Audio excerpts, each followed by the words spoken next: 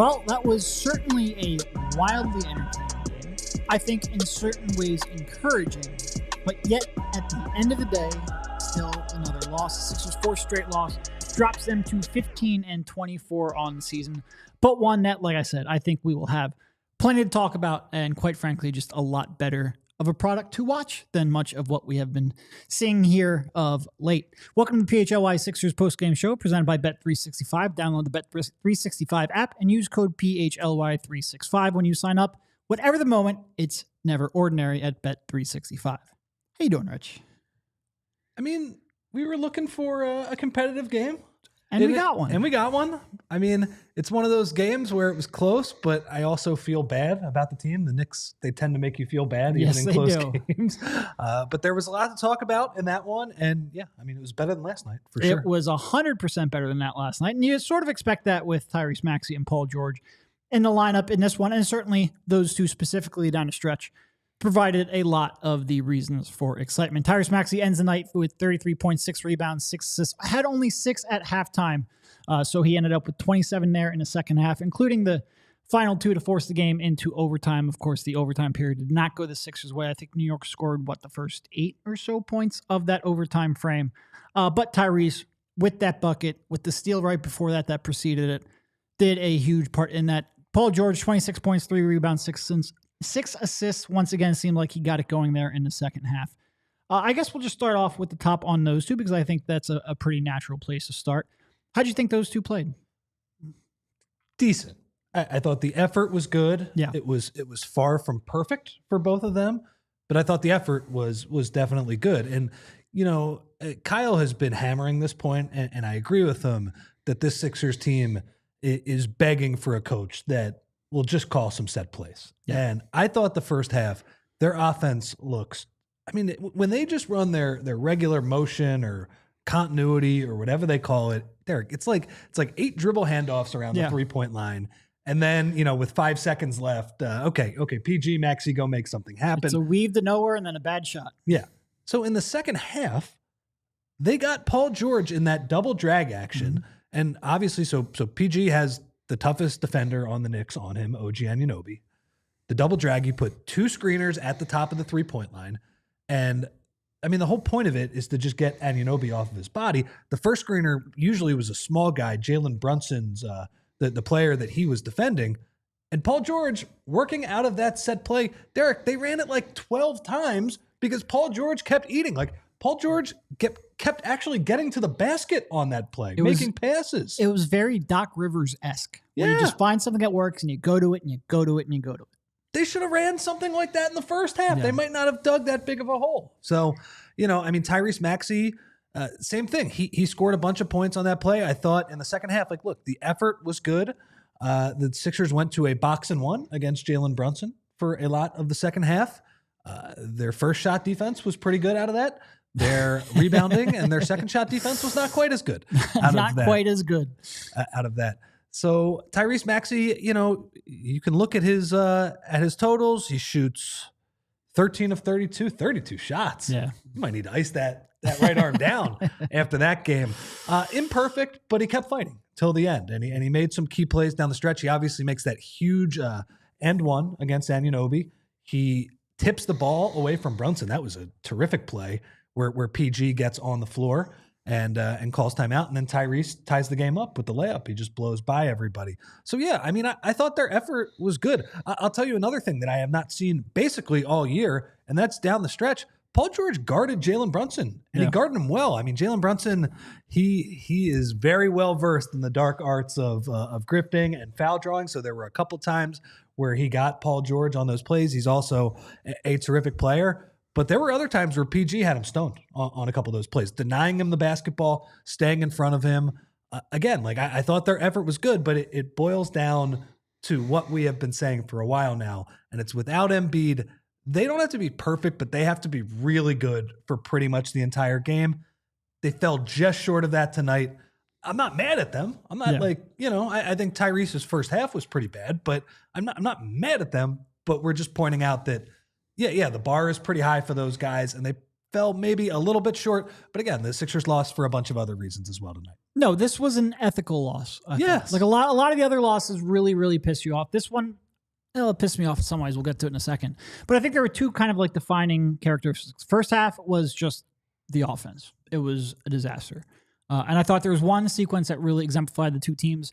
Knicks had one possession where they must have been 10 passes, wide open corner three. He could have, he could have used a sundial to time how much time he had to shoot that one. He just had all the time in the world. And Paul George comes down very next possession with the Sixers, dribbles off one screen, pull up, contested three. And it's like these two teams are just working on completely different planets right now. One team is just moving the ball exceptionally well. The other team is trying to ISO everything. And think about like how hard that is to defend from the Sixers standpoint and how easy that is to defend from the Knicks standpoint. Yeah, and especially the Sixers right now, because they have no rim protection, their wings are helping a lot. And we'll get to that a little bit later because there were some unfortunate helps that gave New York a lot of open threes. But because of that, they're in constant rotations. And Knicks just made that extra pass time and time again, especially in the first half, but really all night. The Sixers, it seems like the Sixers never get that kind of rotation. Every now and then, a rare occurrence, which is just enough to piss you off with how stagnant their offense generally looks. But the first half, I thought that was a story. Second half, it was rebounding. And when they went to that box and won, whether it was Bona, whether it was Yabusele, the rebounding was a disaster. What did Josh Hart end up with? Like 17 rebounds. Disgusting. Absolutely disgusting. Awful. Really made you feel like you were back in April last year. Stakes a little lower, but made you feel a lot like last year's series. And no matter how things change, and look, obviously Joel Embiid being out impacts that. Even with Joel Embiid, this is a mediocre at best defensive rebounding team. And tonight it was really, really bad. I'm so sick of the Knicks getting every 50-50 ball. Everyone. It's crazy. And some of it. That's why when Tyrese made that, he poked the ball out to get the ball back. It's like, oh my God, they actually got like a 50-50 ball, a big one late in the guts of the game, because before that it was Knicks were getting everyone. Well, yeah. I mean, one of the biggest plays of the game is when Gershon Yabusele gets the offensive board. That was a nice job by Gershon. Mm-hmm. Now he is fighting it on the defensive end. In fairness, Adam Bono was fighting it on the defensive end as well. So he gets the offensive board. Josh Hart probably fouled him on that play, but he gets the tie up. And then the Sixers win the jump ball, Yabusele, but I think Oubre had to save it out of bounds, and Josh Hart is like Johnny on the spot to steal it. And despite the fact that he plays 50 minutes a game, he is like shot out of a cannon. I mean, really, you gotta give the guy credit. Look at these numbers from the Knicks starters. Bridges 43, Anunoby 45, Brunson 45, Hart 49, and they never get tired. I've never seen a Tibbs team. Tibbs teams or starters play heavy minutes. We talked about it a lot when the Sixers acquired Jimmy Butler, whether or not that would hurt him later on in his career. This is a team playing Tibbs minutes, but it doesn't seem like they ever get affected by it. It's really wild to watch. It's brutal from a Sixers standpoint. Yes. I mean, there is nothing more frustrating when you are following a team, when you are a fan of a team, and the other team, even when you play good defense, they're just playing volleyball on the offensive boards. It is just maddening to not see a team finish defensive possessions. It's brutal. Just from a human perspective, like when you work so hard to get a stop and your first shot defense is solid and you're making all of the right rotations and you're giving the effort, and then you can't close it out and they end up getting 2 or 3 points. Regardless, it really is it's a kick. It's really, really tough. New York ended up rebounding 40.5% of their missed shots. That ranks in the 95th percentile. Sixers actually did a decent job on the offensive glass themselves, but you've got to rebound the other team's misses, and they just couldn't. And some of that is that they were playing that box and one, right? And that box and one, good idea. That's good Nick Nurse, right? That's creative, trying to throw the Knicks kind of off their game. And I thought they did a little bit because you had the young kid, Justin Edwards, denying Jalen Brunson. And the Knicks weren't getting great shots. They were getting some okay shots. But the moment one of those low men have to help on a drive, it's like over. You're screwed. Yeah, because you have 3 Knicks crashing on the glass. Yeah. It felt like they had all 3 guys in offensive position. I feel like the Knicks kind of punking the Sixers like this. This is our penance for the Saquon Barkley thing. I'll take it. I'll take that trade every time. I'll take that trade. But yeah, I mean, that's what it feels like. The Sixers are on the other end of it, and the Knicks just. I mean, Derek, it's frustrating too because they are faster to the ball. They're more athletic. They're also better at shooting too. Like usually the Sixers for the last 5 years. You're supposed to have one of those advantages. Yeah, the Sixers have been, they rock back and forth on the pendulum on, okay, we're going to be super skilled, we're going to make threes, but we're not going to be very athletic, or we're going to be athletic and we're not going to make a ton of threes. The Knicks being able to beat the Sixers in both, the Sixers are small, can't dribble, and can't rebound, and can't shoot. Other than that, things are going great. That was the play. Yeah. But it really was like, and Kyle wrote about this at allphly.com. We will talk to him a little bit later. You will get a lot of leeway from me when you defend as hard as the Sixers generally do. And I thought certainly did here today. And in the first half, when your shot's not going in, I thought they did a good job of continuing to try hard on that end. I thought they were pretty locked in for most of the night. We can talk about a couple of lapses here or there. But for the most part, I thought the effort was there. Like if they're a lot of times when you get beat to loose balls like that, it's an effort thing. I'm not sure it's really an effort thing. I just think they're too small and not physical enough as a team. But I thought the effort was there. I thought the first shot defense was good. And because of that, this is one of those ones where you can look at and go like, all right, they fought hard. They played well. They overcame their lack of shooting in the first half. Big man's there. Different game. You can accept the loss. But because they've lost so many and because they have such a tough stretch, it's hard to really talk yourself into that. Yeah.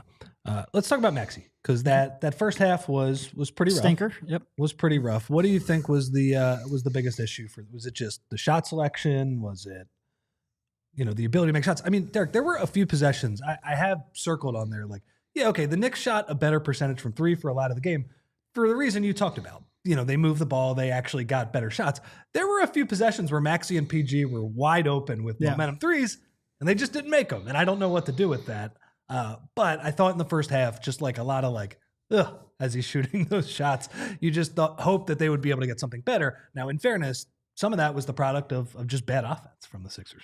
Yeah, no, I thought Maxey for the most part did a better job of getting out in early offense, and he got some looks in transition. And I thought for the most part, there's one very notable exception that we both groaned at while it happened. But for the most part, I think he did a better job of getting all the way to the rim and getting to the rim with somewhat of a plan. Like in the first half, I thought he had a number of drives where he was just driving into three defenders and sort of like pre-read that he was going to take that shot and didn't really have a lane. I thought he did a good job of balancing, attacking the rim, finding those driving kicks. And because of that, I thought he just became a little bit more predictable. And I thought he and Paul George just had some success in two-man games where it looked like they actually came in with a plan. And they were able to execute and get each other good shots and take what the defense gave them. And it was just a more, I don't want to say measured, but more well thought out second half and reading the defense a little bit better. That could be his issue on some of those layups around the rim where when he makes them, they look spectacular, right? Yeah. He's moving so fast. He's going up and under. He's putting some English on the ball to make the shots. It looks great. When those don't go in, though, and he ends up in the first row, those can be a little bit of an issue. And again, like it's not a great, efficient scoring line. But, I think that's been a lot of the game so far this year where I got to give him credit. Like he kept going. He kept going in this game, made some huge plays for the Sixers down the stretch. But yeah, you would like him to be a little bit better the rest of the game. I think it's pretty clear at this point, though, like you're going to need Joel for that, right? You're going to need Joel to open up the floor for him to get him cleaner 3-point looks, to get him cleaner drives to the basket. And that's okay. That's where we're at right now. Yeah. No, when he takes a three, for the most part, like I said, every now and then he'll get and it seemed like they had Paul running the offense quite a bit more in the second half there as well. And anytime you can get Tyrese running off ball, I think it's a good thing to get him going. And not that he necessarily made a ton of threes. Well, I think both of his made threes came in the second half. I'd have to go back and double check that. But I do think he benefits if there's another. They ran some good two-man game in the second half. They did some good stuff together. It really is criminal, and we'll get to this in the next segment, but it really is criminal that they don't have anyone else that's even remotely capable of putting Maxey off ball. And the solution before was Kyle Lowry, of all people. I really do think, as if we're learning, and look, we react to Maxey a lot in the moment because we talk about these games. We kind of have to react to the games. I think if there's one sweeping takeaway from this season, and I don't really think this is necessarily a season to make too many sweeping takeaways away from, because I think everyone's playing out a role, but it's that you really need a shot creator next to Maxey. That might just be Joel Embiid playing that two-man game in the future. That might be someone like Harden, or maybe like a prime Paul George, but I do think you need someone to let him play off ball at least half of the time, maybe even a little bit more, because I think that is still his most natural offensive flow. And I do think they did a better job of that in the second half. Yeah. But look, he kept going. There was the one moment I enjoyed where Adam Bona, who we can talk about a little bit later, who was kind of all over the place committing a foul. Like, he was clapping for him, trying to keep his head in the game. So, yeah, I mean, it's been a lot of Tyrese Maxey's game so far this year. But, like, look, at least he's playing, right? At least he's giving effort. But it's definitely been a frustrating season for him, but he's been put in a tough place. Okay, that's enough on Tyrese. PG, as far as you're concerned with him, it felt like he started to get going at the end of the first half a little bit. And continued in the third quarter. I think he had like 11 in the third quarter. Yeah. I thought he was pretty good, but again, some of the shots down the stretch. There's just so many. He makes so many rookie mistakes for a 34-year-old that drive me absolutely insane. The one possession, that's got to be the 6th or 7th time this year where he's just lazily dribbling the ball up the court. And yes, you said somebody's got to probably scream for him like, hey, Paul, there's a guy behind you, man on, something like that. On the other hand, like at some point when you do that 5 or 6 times, maybe you should like have a little bit better. Well, it's like a quarterback, right? If you're dropping back in the pocket, you know you've got to have a timer on you. Like when you're lollygagging the ball up the floor like that, have a timer. I do think there should have been somebody when you play. Like, what do you guys yell when there's someone coming up behind you? We yell wolf. I don't know why. It's just someone did it, and now we all do it. But who's we? Is this like your? I play with a group. Yeah, group of old men. Wolf. Wow. Yeah. That's no, I don't think we ever did that. I think you kind of just yell or something like that. Look out. Yeah. We have a specific word for it. But there's got to be communication. And I think you can blame both Paul and the other 4 players on the court, quite frankly. I felt like there was nobody communicating that. If they did, he didn't hear it, and he certainly didn't react. But there was that. There was a kick-out pass that had no chance. He had the cutter to, was it Tyrese? That had no chance of getting through. There's a couple passes that were He threw a pretty bad pass in the first half. Yeah, and again, that's what we're talking about, where he did a lot of good stuff, particularly in that double drag. But when you have those moments where you're handing the other team 2 points with a lazy pass, when you are turning the ball over and then they score right after the Deuce McBride steal. Deuce McBride played really well for the Knicks tonight. Those are going to add up. Like, this team just does not have a large room for error without Joel Embiid. No, they really don't. And they give away way too many, whether it's on the glass, whether it's turnovers. Although I think the turnover, what they end up only with 12 on the night. It feels like every one of those 12s were backbreaking and completely avoidable. 3 times says behind. It's a good one. Yeah, I guess. Yeah, I don't really know what to say. Yeah. Maybe you just yell Paul. Yeah. Paul. Something. Yell something to get his attention. That's it. It doesn't need to be anything all that intricate. All right. I think we'll probably talk a little more about Maxey, as he certainly was one of the stars of the game. For that, when we get back right from this break.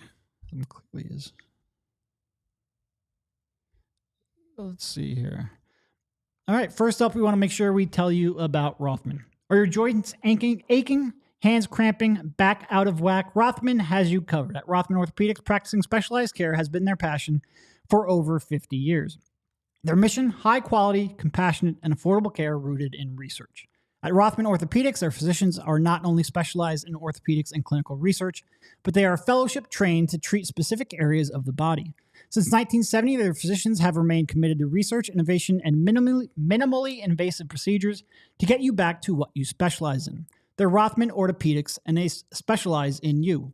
Rothman proudly serve dozens of communities across Pennsylvania and New Jersey, with 30-plus convenient offices, urgent cares, and walk-in centers. Year over year, Rothman consistently perform among the highest volume of hip, knee, shoulder, and ankle replacements in the country. It's not just the volume, but also their commitment to improving each of those patients' lives through their service and care. Rothman Orthopedics, specialized in orthopedics and you. Visit rothmanortho.com/PHLY to learn more and make an appointment today. And Derek, I'm going to talk about our presenting sponsor today, our friends at Bet365. Whatever the moment, it's never ordinary at Bet365. You can join Bet365's 90 million users worldwide, and one of the best things that they have is their early payout offer, which they have across all 4 of the major sports: NBA, NFL, NHL, MLB. They probably got it for soccer too. I'd have to check on that. But basically what that means is that if the team you take gets up a certain amount of points on the bet, they will pay you out regardless of what happens. If they get up that certain number, if they blow the lead like the Sixers are wont to do over the last few years, you don't have to worry about that. Let's talk about the early payout offer for hoops specifically.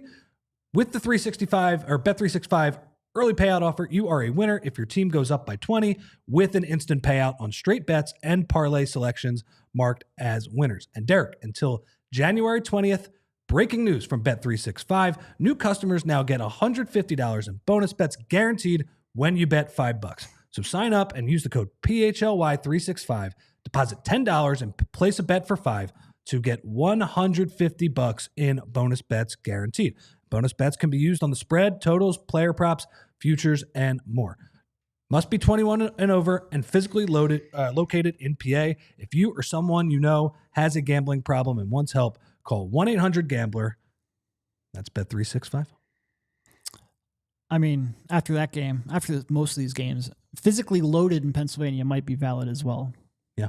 The way they're playing. Welcome back to the PHLY postgame show presented by Bet365. All right, so I'm going to ask you this. If you are mad at one person for this loss, who would it be? Who are you most mad at? Oh, man.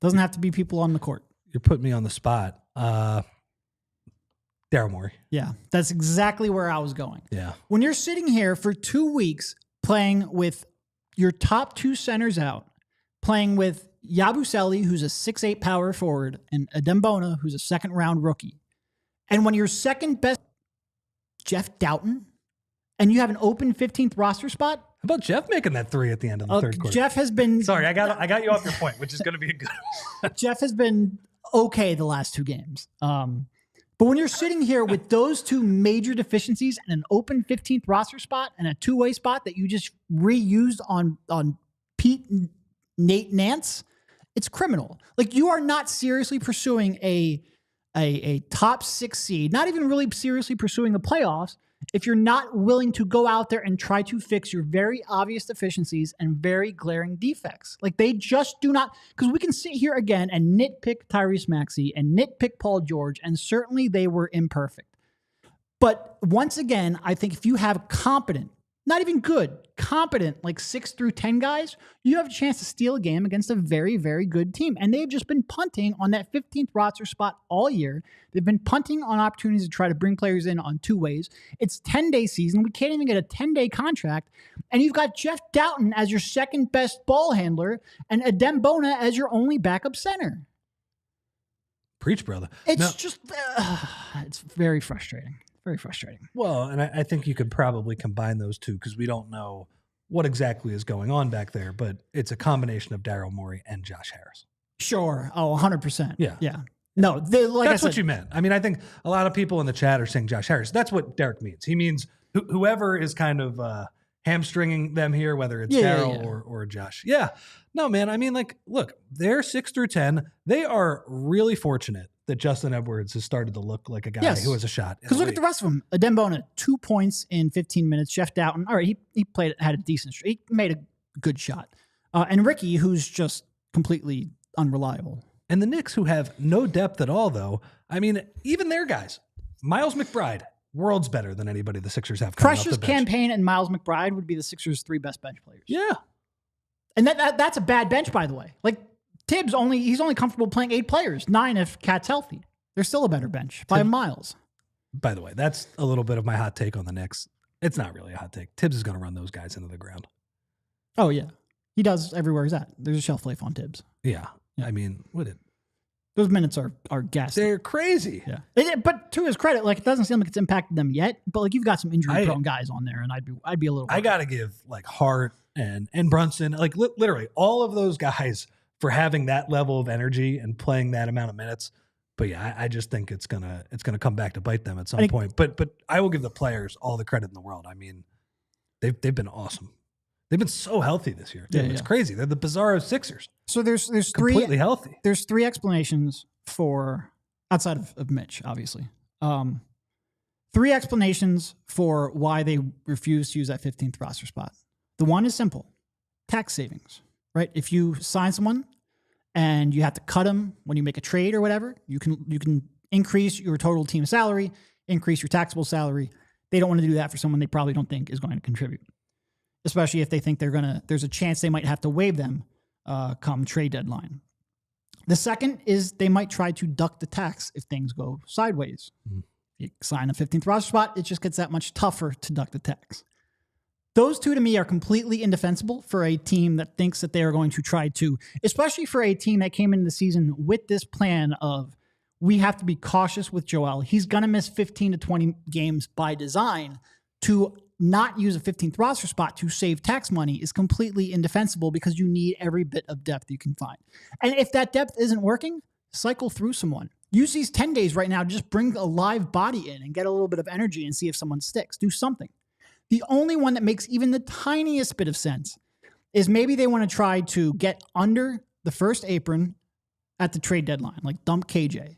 So they can go out there and get a buyout, like sign a buyout guy who's making more than a mid-level, which you can do if you get under the first apron. But guess what? Signing a buyout guy in like February 10th isn't going to freaking matter if you go on a 15-game losing streak because you don't have any depth.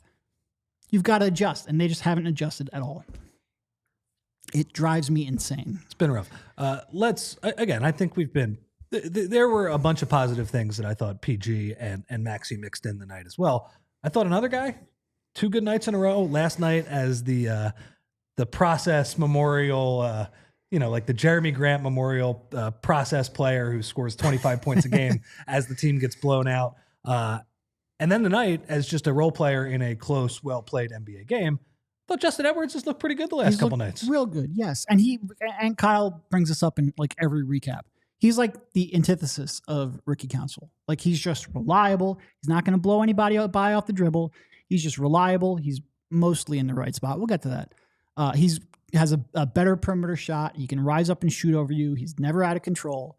It is refreshing to see somebody step in there and play like that.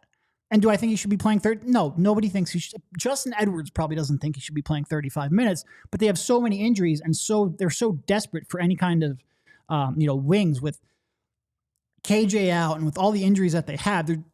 For him to be able to step up, I did not expect this to happen. I didn't think he was an NBA player, if I'm being completely honest. Like I think I focused probably a little bit too much on his inability to create his own shot and get by guys off the dribble. If his three-point shot is reliable and he continues to make good decisions, he might end up being able to carve out a role in this league. I don't know if that's going to be a big minute role. I don't know if that's going to be a consistent guy off the bench, but he has shown me way more than I expected for sure. I like the mischievous grin he plays with too. Yeah. Did you see when he made that shot on Brunson that was kind of like a pretty garbage shot? I mean, he had to take it. It was at the end of the clock, so he had to take it, but it was not a very good look, and he made it. He kind of had that mischievous grin looking at Brunson, like, I kind of can't believe I'm in this situation right now. And obviously, like, he was a very good high school recruit, so he probably did believe he was going to get here at some point. So Mello actually asked a question that I had too. Is there any chance they are saving that 15th roster spot to convert Justin Edwards at some point to an NBA contract? I mean, they could, but then just whoever you sign, just waive him in a little bit.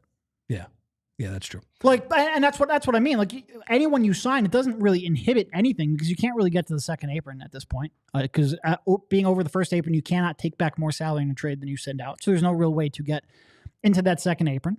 And if you do need a roster spot, like converting Justin Edwards, you just waive someone, but that means that you're paying tax money for a guy who's not on your roster anymore. And I think that's probably a sticking point. And you mentioned the 3-point shot. I have no idea if it's going to stick, if he's going to continue to shoot it at quite this level, but he's confident shooting it. For so many years, we've had so many Sixers players who just pass up open threes. And you saw it tonight. Like, I think both of the threes he hit, at least one of them, he caught it, and he really wasn't that open on the shot. Like, he got it up quick. He was in rhythm, ready to shoot it. I like a guy that wants to hunt his shot. Yep. They've been looking for wings that can play off the ball, can make some threes. So one other thing about Justin Edwards from the night's game, and you pointed this out, I thought he had some very good moments moving his feet one-on-one. He was guarding Brunson for a lot of the game. That's a very difficult assignment, obviously. I'm not saying he was perfect. Brunson had the one shot where he got him on his back and he flipped it in. That's a tough player. He did make 2 critical mistakes at the end of the game, though, and helped defense off the corner. OG Anunoby, this was in the fourth quarter where somebody, I forget who had the ball on the left side of the floor, but whoever the Sixers was guarding the ball there was in perfect position. There was no need to help to that level, and he completely fell asleep. OG Anunoby sneaks to the corner, wide open 3, and then in overtime, PG, one of the best individual defensive possessions of the night on Jalen Brunson. And Justin Edwards is like way off the corner, man, there. And Brunson just throws it to Anunoby at the last second, and Anunoby gets a dunk. And it's like, man, that should not be that easy considering Jalen Brunson was basically in jail with 4 seconds left in the possession. So that's rookie stuff, right? That's rookie stuff, just not knowing how to play off-ball defense. He'll learn. There's a reason that rookies generally are not very good defensive players. But again, I'll say the same thing I said last night. I want to see more of this kid, especially on this bench too. Yeah, and look, there are some, like Nick Nurse's teams historically will give up a lot of corner threes because they use their wings a lot to try to, show the ball handler a crowd and pinch down and help on drives. That's not what this was. This was just a young kid who wasn't even really trying to make a play on the ball. Like, he was just caught in no man's land twice in really key possessions. I don't really blame him too much for that. Like you said, there's a reason rookies generally don't play. It's not a like basketball IQ, or it's not anything that's long term. It's just inexperience. And he made two plays that showed a little bit of his inexperience, but that's fine. It's not his fault that, everyone is hurt and you didn't have great depth to begin with, and now he's got to step up. I like what I've seen from him for sure. What else we have? What'd you think of Yabu tonight? I mean, I thought he made some good passes, some good reads. I set some good screens. It's just the rebounding is very noticeable on a day like today. They're two centers, and they only made 1 3, which I know hurts your soul. Gamble and Hoffman got the Mikal Bridges bet. That was over early. You could hear Devon from the arena cheering his buddy on. And Yabu only made 1 3. He had a chance to make 2 in a row in overtime. Man, that would have been an all-time good beat, as they say in the biz. But I think when you see Yabu as the center, we've seen a lot over this past week. He's just not defensively capable of handling that position. Yeah. Now, Adam Bona really, I know he was, I think, a +4 on the night. He struggled, man. Yeah. He struggled. There was the one possession where he hedges out on Brunson and he just completely runs him over. And it just seems like on a lot of possessions, he's running all over the place. The energy is awesome. Yes. But he has no idea where he's going. None at all. And he's closing out to the wrong corner. He's running guys over 35 feet from the hoop. But look, again, he's a rookie big man, and that's to be expected. No, and rookie big men, I think, probably have it the toughest to contribute early because there is just your responsibility defensively is so huge, and the effort is there, and that's great, and he can make some great plays on the ball. But he chases every time there's a drive, he's going for that block. A little bit of Rashawn in that regard, and that hurts the rebounding. The fouls are definitely an issue. And like you said, that one with Brunson, that's just a KYP. Like, he's going to be able to draw that foul. If you jump out like that, you can't do it. There's a lot to learn for him. Like Edwards, I don't really blame Bona at all. He shouldn't be put in this position. It's just, it's a failure from the front office / ownership group to not have another option. Yeah. It's just so frustrating, though, when Hartenstein walks out that door. Yeah. And they're still getting every rebound. Yeah. It's ridiculous. But it's a little bit understandable tonight, considering Joel Embiid and Andre Drummond did not play. So that's what you get. All right, coming back from this break, we still got our player of the game to get to. Yeah. We've got some super chats to get to. We've got to make sure we talk to Kyle from the arena. So we will do that after this break. Who do we have first? We have our friends at Ace. And Derek, Ace is not just the helpful hardware folks anymore. They are around with everything you need to fix whatever is going wrong with your house, including the person to do the fixing. If you have an air conditioning issue, they have a person for that. If you have a faucet that you said you would fix last year, they have a person for that too. Because now the people at Ace, they're not just the helpful hardware folks, they're also the helpful home service and repair folks. From plumbing to heating and cooling, they've got the trusted pros to keep your home humming all year long. Ace Hardware Home Services, they are bringing the helpful home, the helpful you love, and they will bring it to your front door. And Derek, Ace, they've got experience. They are local plumbers and techs that handle everything from repairs and seasonal maintenance to installations and upgrades. They bring understanding. They listen to your goals, and the job isn't completed until you, the customer, are satisfied. Ace brings helpful to your home. so you can spend more of the time on the projects that really matter to you. So if you're interested in this, go visit Ace Hardware Home Services online at www.acehardwarehomeservices.com to get started on your next project.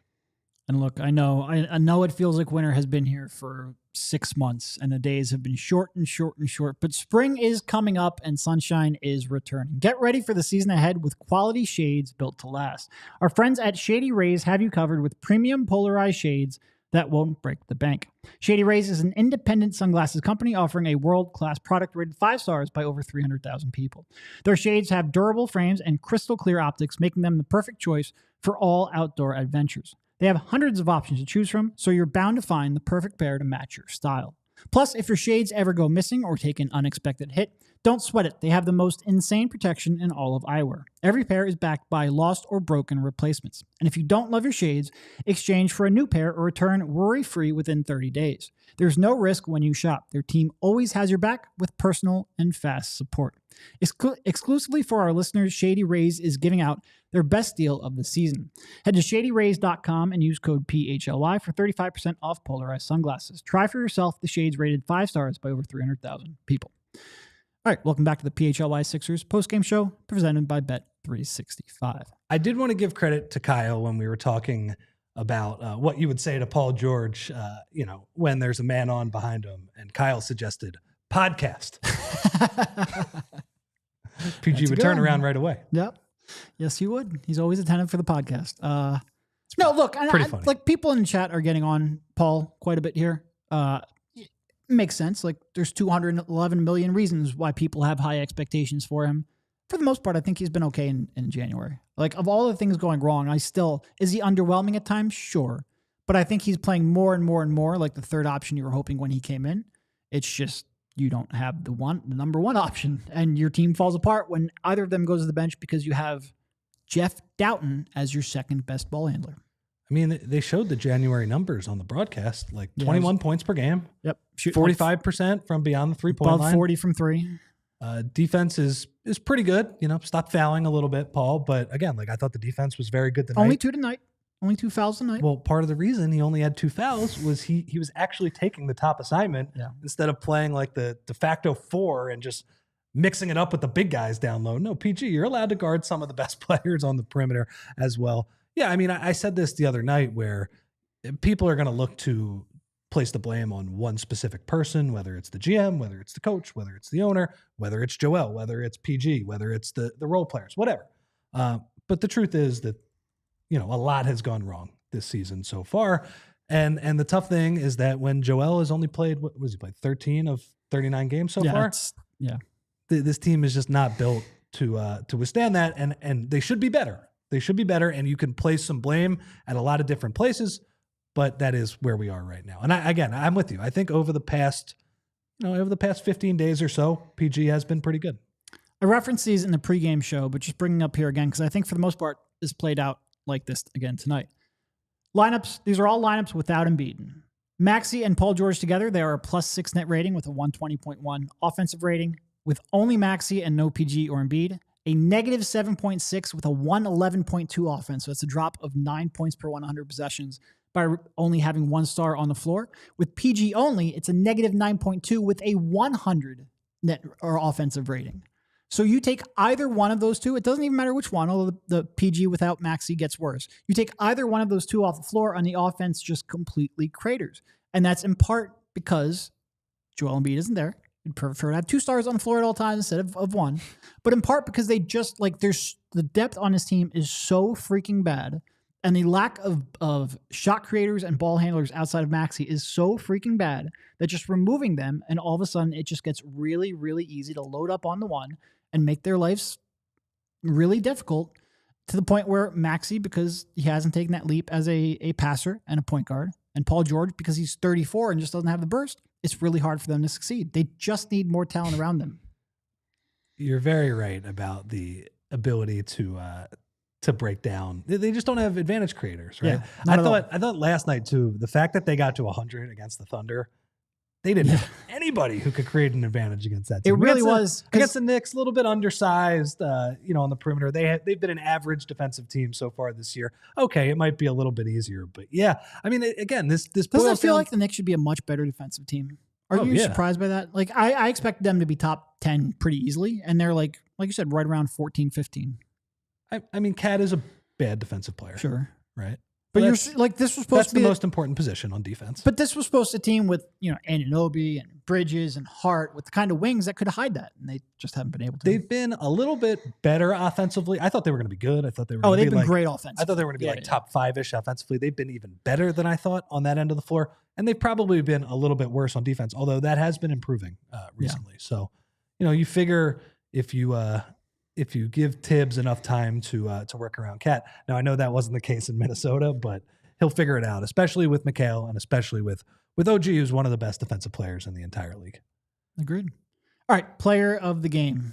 Drum roll, please. Presented by nobody. Tyrese Maxey.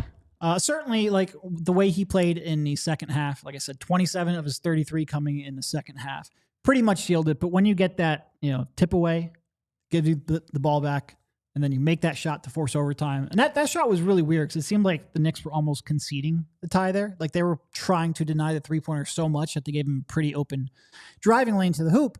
But when you come up with those two plays and score 27 in the second half, thought it was a pretty easy decision here. Yeah, especially with the big plays he made down the stretch. Yeah. He was the guy who brought them back and forced overtime in that game. It was very funny. You're right. They were basically giving up the two. That was not a close goaltend that Precious Achiuwa had. No. Like that ball was way off the backboard. I didn't put this as the WTF moment tonight, Bree, but we're gonna say it is the WTF moment. Well, I'm supposed to have like Rich's observations. All right, we'll get the Rich's observations. Do you have 3 set up? No observations. I completely forgot. I'm sorry. That's a me and Devon thing. It's fine. No, that's a lack of reps between us. I don't observe when you're here. WTF moment of the night has to be Gershon Yabusele after the goaltend and Maxey ties the game up. Yabu lays the ball back in, and I don't know, the ref blew the whistle or whatever. He looked like absolutely disgusted by what happened. Yeah. He was so confused. I think he thought it was a foul on him or something like that. Derek, they showed him back by the Sixers bench. I would say 90 seconds later. No, like minutes later. I don't think he realized that, hey, yeah, that was a goaltend, man. We tied the game up or whatever. No, Good hustle, Yabu. I think he didn't see the goaltend and he thought his shot was called off for whatever reason. And he was very, very confused. It was a little bit entertaining, only entertaining because they ended up obviously getting that point. But he definitely looked like he was confused. It was funny. But no, Tyrese, I think the pretty obvious player of the game there. So, no real quick 3 observations. I really feel guilty now. Well, we got to get more reps between us because I forgot about that. My biggest observation is I'm just sick of the Knicks winning every 50-50 ball against this team. Yeah. I almost want Morey to just sign good rebounders. It would be nice to have 1 or 2 on the squad. Even if you lose to these guys, just lose another way. Yes. Yeah.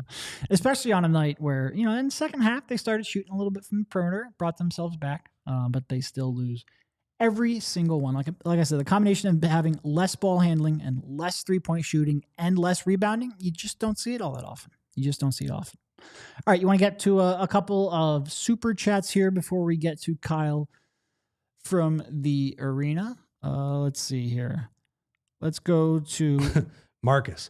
Marcus says that the bench only got 21 points out of 119. Yeah. Marcus was making comments about that on the pregame show as well when I brought up kind of how the bench has been outscored for a lot of this. I mean, and Marcus, I would also say too, like you got well above average performances from Justin Edwards and Jeff Doughton, I would say. Yep. There's just not a lot of firepower on that bench right now. And I believe we have Kyle there. We don't have Derek throwing paper at him, but I believe we have Kyle from the arena right now. There he is. No paper being thrown in this room tonight. Thanks to Derek being on fill-in duty for Devon. So thank God for that. Kyle, could you see where Devon was at the game? Could you see him whooping it up on every McHale 3? Listen, I looked around. I was trying to build a cutout of Benedict Arnold to display next to him, but unsuccessful. No, I did not see Devon. I hope he had I won't say a good time, a medium time. How about that? I'll just say this. He did text me bragging about the quality of his seats. So I think he probably had a good time. Yeah, it must be nice. What was that building like? What would you say? First of all, how many, like, what percentage of it was filled, and then what percentage of the people there were from New York? Well, it was honestly, it was looking spooky about 10 minutes before tip-off, but it ended up being well attended. I would say, given where the Sixers are at and where the season is, it was, I don't know, let's say 80 to 90% full. I don't think it was like noticeably empty. And there was, as you would expect, a large Knicks contingent, loud enough that I'm sure if you guys had the volume up there at the studio, you could hear the loud MVP chants for Jalen Brunson at the end of that game. And they also showered him with love as he left the floor and all that. So a lot of Knicks fans, but I would honestly say I don't think it was as big of a takeover as some of the previous meetings. Maybe there's just not enough juice for the game to have them show up. Interesting. Oh, we missed the biggest storyline of the night. Kyle got a shout out from Doris on the ESPN broadcast. How about that? Which I still haven't heard myself, by the way. I got it like relayed to me through various channels, but I'll have to circle back on that one. But shout out to Love Doris. I was chatting with her yesterday, and clearly that conversation made an impression. I will say, not only was I chatting with her as well, which that's fine. You don't need to shout us both out, but she said another podcast name and didn't say our name. I am a little disappointed in that. I don't need my name said. Kyle is bigger than the brand. But say PHLY, please. As I tweeted earlier, the price of the brick is going up. So that's great. Okay, Kyle, we have talked a lot about kind of Paul George, Tyrese Maxey, their up and down nights, good fight for Maxey down the stretch. I said earlier on, Kyle, that it felt like something you have said a lot of this year, in that the first half, the offense was just completely aimless. Like they're just they're just running dribble handoffs to nowhere. And then, we'll figure something out with 6 seconds left on the shot clock. Second half, a lot of double drag with Paul George, just stayed in that action, just kept running it. And it felt like, man, why couldn't you have just done this in the first half? Just found a play to stick on and let one of your two guys cook out of that action. I don't know. I was frustrated. The second half, they ran some really good offense. I believe 38 points in the third quarter. That was a terrific offensive quarter. And it made me mad because I was like, where was this for the first 24 minutes of this game? It's the eternally frustrating thing about this team, right? On every level, they just can't seem to string together 4 quarters of what they need in order to get wins. I would also say, Rich, like in the third quarter, they were really getting after it defensively as well. The results are not always there, but the effort was by and large incredible during that stretch where they came back in that game. And, you're bringing in guys like Justin Edwards and Adem Bona and all these, and look, varying degrees of success you have with the depth guys, but the key characteristic is all those guys are coming in and playing balls to the wall and trying to do the right things. And I think it's why it's been hard for me to just kill this team outright, because this is the point of the season with their record and where they're at, where you would say, I would kind of suspect that there's going to be some give up at some point, right? That these guys will just throw in the towel and like, what is it all for? And, especially even guys like Maxey and PG, right? Like, going through these long shooting slumps where they can't hit any threes, they can't do anything. And then they just still summon the ability to, or the want to get after it and try to turn the game around. And so, yeah, I agree with you. Like there's some tactical ingenuity, or really just running plays instead of a dribble handoff weave that ends up with somebody isolating. And that stuff's important. But like the reason they got going in the first place was they started turning the Knicks over, and Maxey's just getting some freebies in transition, right? Where he sees a couple go down, then he hits a step back 3 because he's feeling good. One of the few threes he was able to hit all night. And that is like, it's the only reason that I feel any sort of positivity or any sort of like they can pull out of this, is because they're in many ways holding on to the rope, right? And so if you get Joel back and you run offense, as you point out, Rich, and you get a better offense by virtue of having the back-to-back scoring champion and a guy who can be the hub of the offense, maybe you can turn this around and maybe you can turn this into, a real basketball team. It's just a shame that they've dug themselves so deep a hole that they got to be, pretty close to perfect the rest of the way.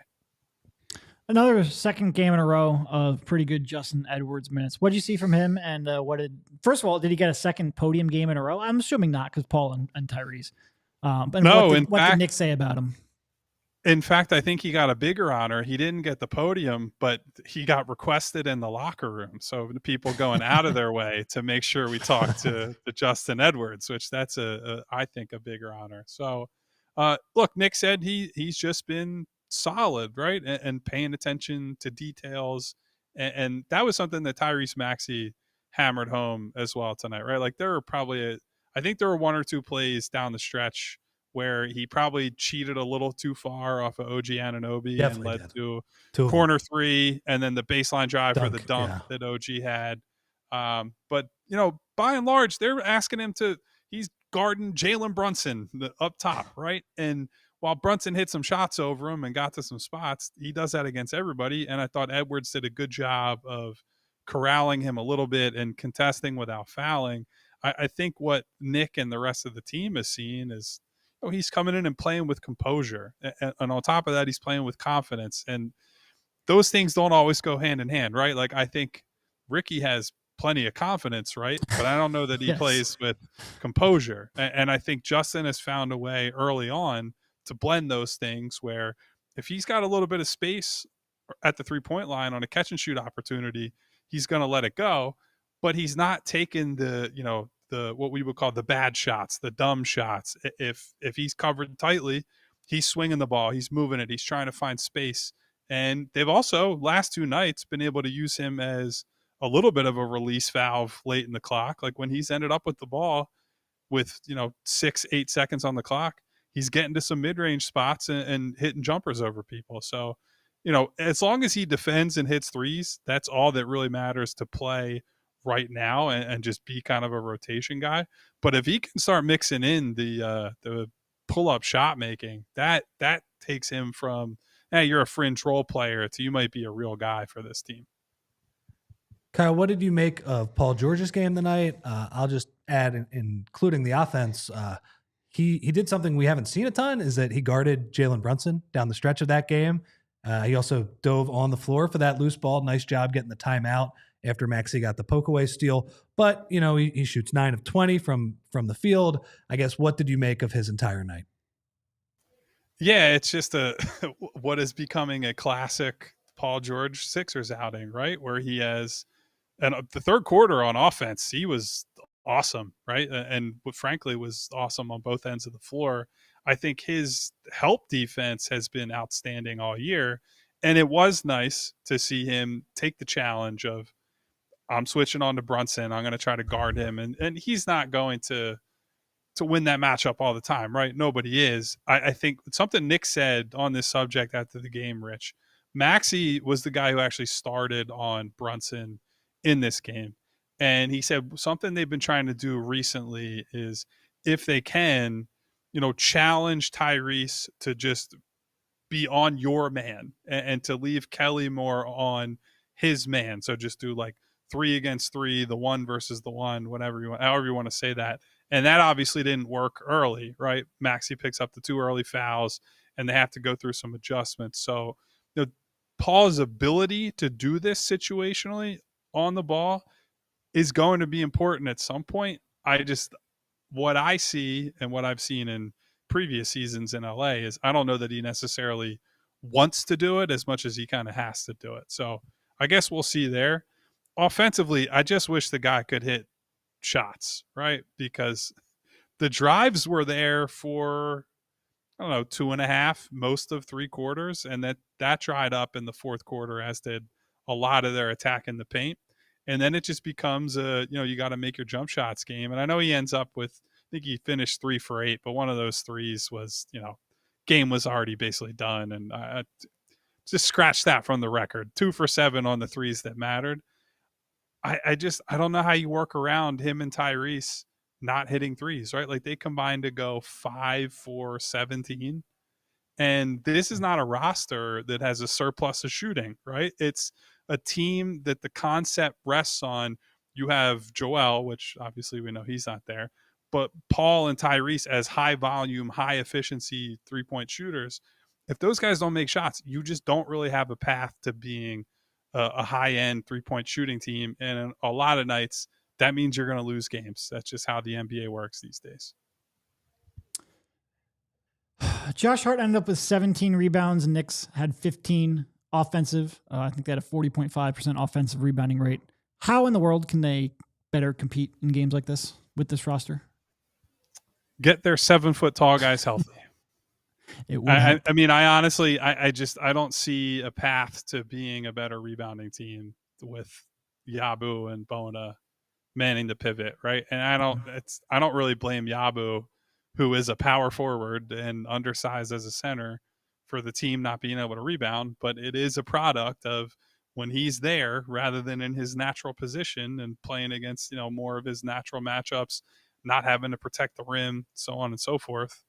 You're just going to be stretched out, and that somebody like Josh Hart is just going to kill you. So they got to get Joel, and to a lesser extent, Andre healthy if they want to try to fix that problem. Anything else? No, just that the N in ESPN stands for Neubeck. That's it. What about the ESP at that point? I don't know. I mean, yeah. Anyway, we'll move on from that one. Thank you, Kyle, for joining us, and a safe ride home. You too, fellas. Get home safe. Gonna have to fight all those Knicks fans getting out of the parking lot. Yeah. All right. I think we got a couple more super chats. Chats here. Canoli wants to know whether or not the Sixers can get Dante DiVincenzo. I don't know. It's probably your purview. The Wolves are starting to play a little bit better. I'm looking over there because they're playing on the TV against the Warriors because we had the ESPN broadcast on. It's Wolves right now. He has struggled for them at the start of the year. I mean, I would love to get Dante DiVincenzo, a guy who can just bomb threes. Yeah. But I'm not sure Minnesota is going to give up on him this quickly. No, I think I think there are two reasons they need to make that trade, Minnesota.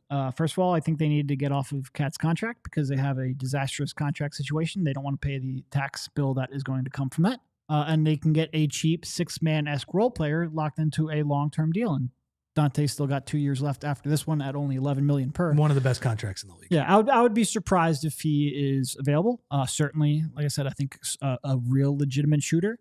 Even though he is, what is he shooting this year? He was definitely struggling for a while. 36% from three. He still bombs them though. Look, he'd be a sniper on this team. And with the way he played last year, he was a real good high volume shooter for much of the season last year. Just a tough defender too. Yeah. No, he'd be a good fit. I just don't think he's necessarily going to be available. And then we got You Better Love Somebody, but I don't think he is was there a question in there? I think he just wants to hear his name. Saying hi. You better love appreciate somebody. You, good sir. Let's see. And then Marcus Blackstock about basically it being ownership telling Morey about the 15th roster spot. It's possible. I think, yeah. I think that's something we brought up because initially Rich said he blamed Morey, and I sort of went along with that. And then the chat sort of correctly pointed out Josh Harris has a say in that. That's what we meant, though. That's what we meant. It's a management problem for sure. No, I think we agree with you. It's really disappointing, especially since if they just got $800 million of their arena bill cut off, hey, maybe, I don't know, pay the tax. Give us a guard that can dribble and a big man that can maybe help. So I'm looking at the schedule. Next 5 at Indy, at Milwaukee. That's a back-to-back. At Denver. And then versus Cleveland. And then at Chicago is the 5th one. Also on a back-to-back. That's brutal. 3 sets of back-to-backs there. That's brutal. At one point, I know a lot of people in the chat probably are already there. At what point should they start rooting for losses? Yeah, I mean, look, that is something that we have talked about a little bit there in the pregame. It's probably something that we should devote a much longer show to. Actually take some time to think about this. Well, and some time to fire and forget, man. That's the nature of the job that we do. You don't have to be right. You just have to have strong opinions. Absolutely. No, but look, I think there's certainly something to be said for this stretch is so tough. And the odds of them being in a good position in a month from now is so low that if you're not going to be buyers at the deadline and you don't have any confidence in Joel Embiid coming back and staying healthy, and you don't think this team is good enough anyway with their depth, should you root for it? And again, it's a top 6 protected, right? Top 6 protected pick. So if it is 7th or later, OKC gets it, which of course they need more lottery picks. I don't think the Sixers are going to try to tank. So I think if that's the question, I would be surprised if they do that. Because really tanking means like shutting down George and Embiid, maybe even Tyrese. I would be surprised if Daryl does that. And look, if they lose 12 in a row, anything's on the table. It's just they really needed to make up ground over the last 2 weeks. And instead they've lost ground. Yeah. And now you're coming into by far the toughest part of the schedule. I'm not going to tell you should root for losses, but I understand it if you do. You need something to cling to. You need a little bit of hope. You need something to get excited for. And if Cooper Flagg, who by the way is playing some tremendous basketball right now. Oof, what do you have, like 39 the other day? Yeah, I think was it 39 or he break? It doesn't matter. He might have had 40. Whatever. If you need something like that to get you excited again, I understand it. And even if they don't keep the pick, like let's say, or even if they keep the pick, but don't get the number 1 pick, that might be a trade. First of all, there are other candidates in the draft. That might be a trade chip for Gerald. Because I think a lot of times you look at this and you might think the Sixers are completely boxed in. And look, if Embiid's just not able to play consistent basketball, they are boxed in. But they do have, they're not the Phoenix Suns, right? They have a little bit of matching salary in Kelly and KJ. They have 4 first-round draft picks to use. Real stuff to trade. They have assets to trade if there is, first of all, anyone worth going in for. And second, if the team around them, if your stars are reliable enough to justify it, they have assets they can use to push the chips in. And if you get another one, a top 6 pick, even if it's not the number 1 pick, that can either be an infusion of talent to take you to the next era or a very possibly the best trade asset you have. That would be big. There are downsides to that. But like I said, I don't think they will try to tank unless things completely go sideways. But if you are rooting for losses, I get it. There's just no reason to have confidence in this team in the second half of the season. So I don't think they want to tank. I think Daryl thinks he put together a team that, when healthy, can actually compete. And, you can think whatever you want about that, but I agree with you. And I also was with you in that when they won a bunch of games in December, I thought, okay, it's just not reality. They're going to run away from all of these bad teams. But reality is the key word here. And if they continue to lose here, if Joel continues to not play, like you talk about shutting down Joel, when is he going to come back to play? We have no idea. Yeah. Literally no idea when this guy is going to come back to play. This 6-game absence has broken me. You could talk me into irrational confidence if you tell me Joel Embiid's going to play 80% of the games. Sure. It's just, why would I believe that right now? And my point is, maybe they're not there right now, but I do wonder if that moment is going to be on the horizon just with how this has gone. Because again, I thought a lot of their guys played pretty well tonight. It was still a loss. And that is what is disappointing, is that when you get a decent PG for these 2 weeks, they were still a disastrous 2 weeks for the team. That is the issue that these guys are facing, but we'll be here to chronicle it all for you guys. That we will. And look, I see some people in there being like, all right, well, look, they're not going to finish in the top 6. The lottery odds have been flattened by a significant degree, a very significant degree. The point where, if you end up with the 8th worst record right now, you get a 6% chance at the top pick. That's honestly, if you talk about high-end outcomes, good things that could happen to this franchise, there is nothing with a better odds right now than a 6% chance. They don't have a 6% chance of winning a title. That's not how that works. That's literally where they are right now. Yeah. Too. So if they end up, it is literally where they are. So if they end up with the 8th worst record, 6% chance of a number 1 pick and a 12, 18, 19, 26% chance of keeping their pick. Good math on the fly. 10th worst record, you've got only a 2% chance at the top pick, but you're still talking about an 11% chance of keeping your pick. In terms of outcomes for the season, there just aren't many high probability things that are positive. So like I said, do I think they're going to tank? No.